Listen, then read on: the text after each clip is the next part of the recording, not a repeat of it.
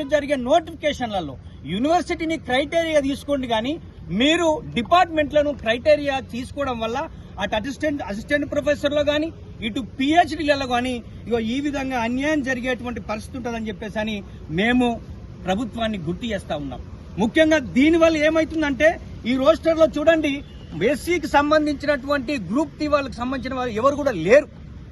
మరి దీని మీద పునరాలోచన చేయాలని చెప్పేసి అని కాంగ్రెస్ పార్టీ చెప్తా ఉన్నాం.